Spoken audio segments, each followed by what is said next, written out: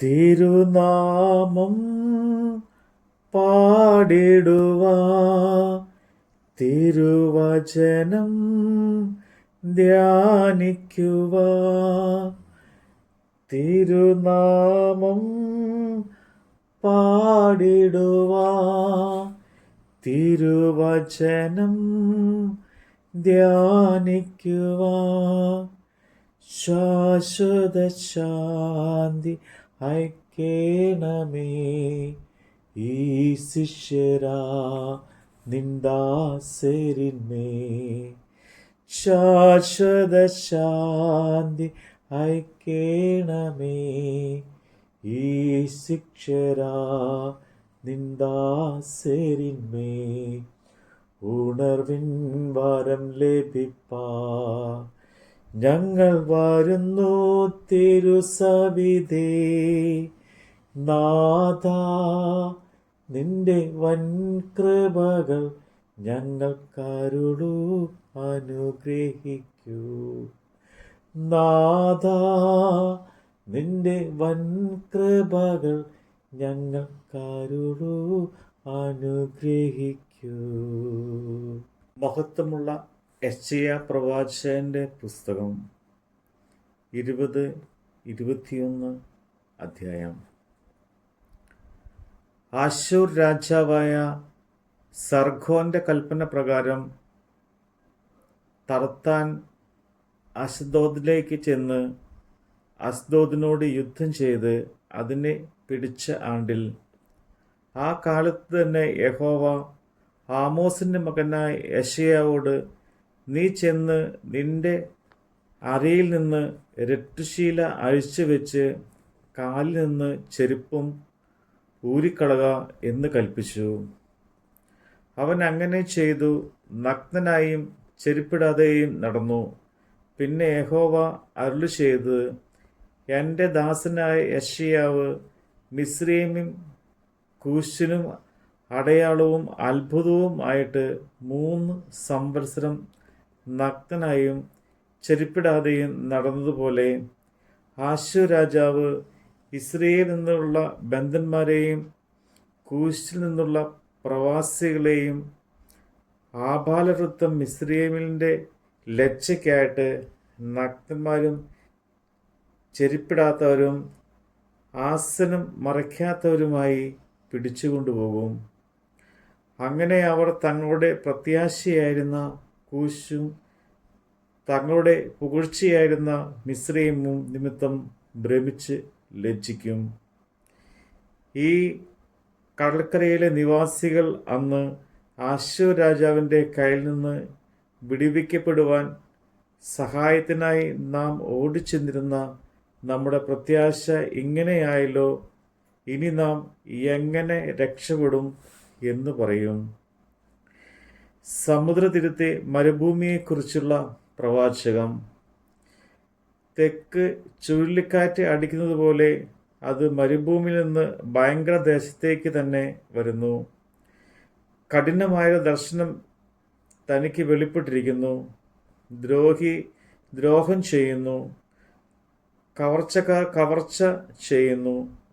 ഏലാമേ, കയറി ചെല്ലുക, മേധിയെ നിരോധിച്ചു കൊള്ളുക. അതിൻ്റെ ഞെരുക്കമൊക്കെയും ഞാൻ നിർത്തിക്കളയും. അതുകൊണ്ട് എൻ്റെ അരയിൽ വേദന നിറഞ്ഞിരിക്കുന്നു. നോവ് കിട്ടിയ സ്ത്രീയുടെ നോവ് പോലുള്ള വേദന എന്നെ പിടിച്ചിരിക്കുന്നു. എനിക്ക് ചെവി കേട്ട് കൂടാത്തവണ്ണം ഞാൻ അതിവേദനപ്പെട്ടിരിക്കുന്നു.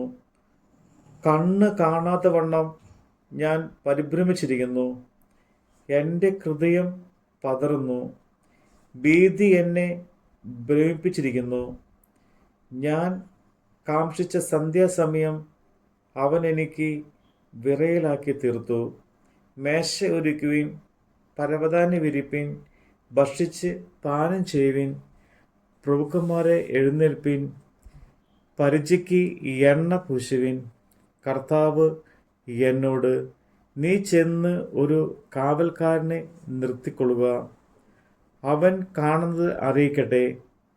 ഈരണ്ടിരണ്ടായി വരുന്ന കുതിരപ്പടയെയും കഴുതപ്പടയെയും ഒട്ടകപ്പടയെയും കാണുമ്പോൾ അവൻ ബഹുശ്രദ്ധയോടെ ശ്രദ്ധിക്കട്ടെ എന്ന് കൽപ്പിച്ചു. അവനൊരു സിംഹം പോലെ അലറി, കർത്താവേ, ഞാൻ പകൽ ഇടവിടാതെ കാവൽ നിൽക്കുന്നു. രാത്രി മുഴുവനും ഞാൻ കാവൽ കാത്തുകൊണ്ടിരുന്നു. ഇതാ, ഒരു കൂട്ടം കുതിരച്ചേവകർ ഈരണ്ടീരണ്ടായി കുതിരപ്പട വരുന്നു എന്ന് പറഞ്ഞ് വീണു. ബാബേൽ വീണു. അതിലെ ദേവന്മാരുടെ വിഗ്രഹങ്ങളൊക്കെയും നിലത്ത് വീണു, തകർന്നു കിടക്കുന്നു എന്ന് അവൻ പറഞ്ഞു. എൻ്റെ മെതിയെ, എൻ്റെ കളത്തിലെ ധാന്യമേ, ഇസ്രയേലിൻ്റെ ദൈവമായ സൈന്യങ്ങളുടെ യഹോവ അരുളിച്ചെയ്യുന്നു, ഞാൻ കേട്ടത് നിങ്ങളോട് അറിയിച്ചിരിക്കുന്നു. ദുമയേക്കിനെ കുറിച്ചുള്ള പ്രവാചകം. കാവൽക്കാരാ, രാത്രി എന്തായി? കാവൽക്കാരാ, രാത്രി എന്തായി എന്ന് ഒരുത്തൻ സെയീരിൽ നിന്ന് എന്നോട് വിളിച്ചു ചോദിക്കുന്നു.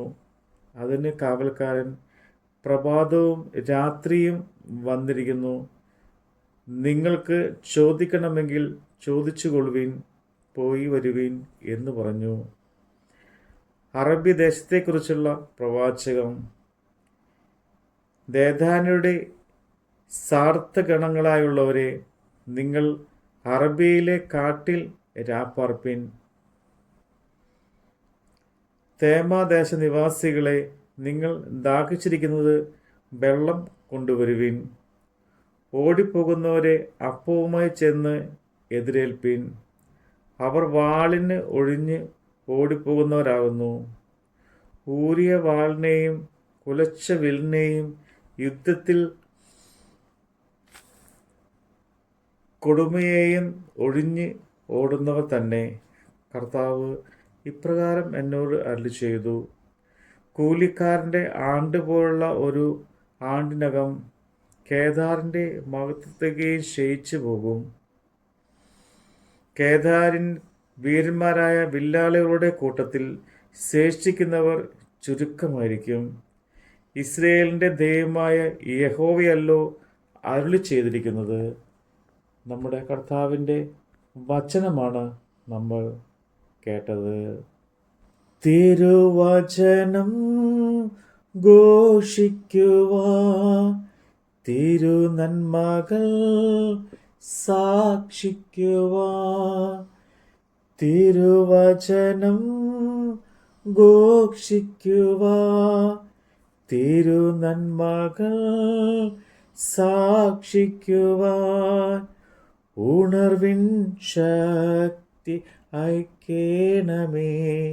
ഈ ശിക്ഷരാ നിന്ദാസരിന്മേ, ഉണർവിൻ ശക്തി അയക്കേണമേ.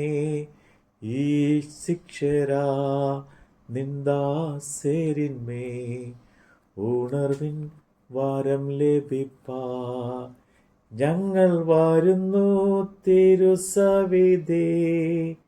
നാഥാ, നിന്റെ വൻ കൃപകൾ ഞങ്ങൾക്കരുളൂ, അനുഗ്രഹിക്കൂ. നാഥാ, നിന്റെ വൻ കൃപകൾ ഞങ്ങൾക്കരുളൂ, അനുഗ്രഹിക്കൂ.